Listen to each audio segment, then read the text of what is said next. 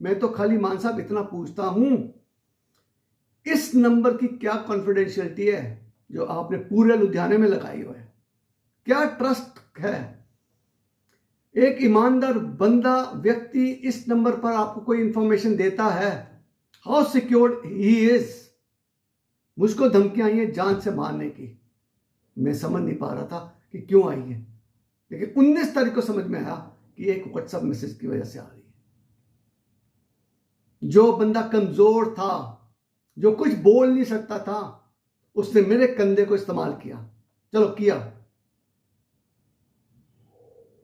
लेकिन मुझको एक चीज बताइए, इस नंबर से जो इंफॉर्मेशन आई है उसको लीक किसने की? और पूरा लुधियाने में खाली एक ही ज्वेलर है। ये सोचने की बात है। आपने सरफरोश पिक्चर देखी है? अगर नहीं देखी है मान साहब तो देखना जरूर।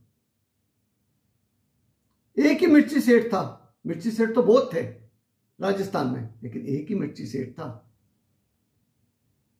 जो उग्रवादी का काम करता था, जो इधर उधर से नशे का काम करता था और असले करता था। ये लुधियाना का कौन मिर्ची सेठ है? कौन है मिर्ची सेठ लुधियाने का?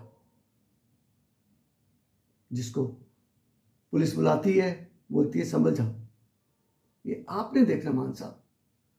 मुझको क्या बोला जाता है मान साहब, और मेरी मां को क्या बोला गया? बूढ़ी है तू, बुढ़ापा मत खराब कर अपने आप। रोती थी मेरी मां। ये एफसीआई ऑफिसर बोलता था। सारी वीडियोज है मेरे पास, पुलिस को दिखा दिखा के दुखी हो गए हैं। किसको बोले हम? किसको बोले हम? मेरे को बताइए। जब तक कोई वारदात नहीं होगी तब तक मुझको मारा गया, और फिर सबको, लेडीज को धमकाया गया, पुलिस को कुछ नहीं बताना। ये है पुलिस एफसीआई ऑफिसर की ताकत और इन लोगों की गुंडागर्दी सेक्टर 39 में। किसको बोले हम? कोई लड़कियां सेफ नहीं है, और मैं आवाज उठाऊं लड़कियों के लिए। वो मेरी बेटियां हैं, मेरी बहू हैं, और मुझको धमकाया जाता है। 19 मार्च को बेटी वॉक कर रही थी, किसी की है थी, ये लोगों के लिए, लेकिन वो मेरी अपनी बेटी थी। क्या इशारे हुए? सब ऑन रिकॉर्ड है। मम्मी नाराज हुए, इतने परेशान हुए उससे, यहां तक बोले कि कैसा मोहल्ला है, कोई कुछ बोलता नहीं है गलत के खिलाफ। एक लड़के ने मम्मी को मारा, थप्पड़ मारा, पुलिस में रिपोर्ट लिखाते हैं, कोई कार्रवाई नहीं होती। और ये देखिए आपका पुलिस का हिसाब किताब। इंफॉर्मेशन आपको जा रही है, आपको इंफॉर्मेशन जा रही है और इंफॉर्मेशन लीक हो रही है। बताइए, इसका है कोई जवाब? ये आपके मौजूदा जो एमएलए लड़ने जा रहे हैं, मिस्टर अरोड़ा, 21 तारीख को उनके ऑफिस गया हूं। जब मैं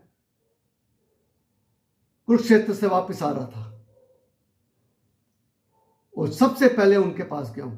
बड़ा डिस्टर्ब था, माता जी की गति के लिए प्रार्थना करके आया हूं, और मैं उनके पास गया हूं। मैंने बोला मुझको बताइए आपके इस तरह से इंफॉर्मेशन कैसे लीक हो रही है, और चिट्टा नशे के खिलाफ आप एक्चुअली क्या कर रहे हैं? एक्चुअली मान साहब कुछ नहीं हो रहा, कुछ नहीं हो रहा। अगर करना है ना मान साहब, तो पहले बुलडोजर चला के दिखाइए सेक्टर 39 में मुर्गी के ऊपर। पहले बुलडोजर चला के दिखाइए एफसीआई मुर्गे के ऊपर, फिर मानेंगे हम।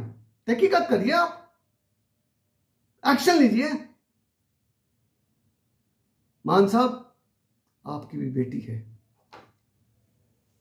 वो मेरी बेटी है। फर्क इतना है कि आपकी बेटी को मैं अपनी बेटी समझता हूं, आपने हमारी सबकी बेटियों को अपनी बेटी समझा। अगर समझा होता मान साहब, आज ये एफसीआई ऑफिसर और ये मुर्गी जेल में होते, उनके घरों के ऊपर बुलडोजर चले होते।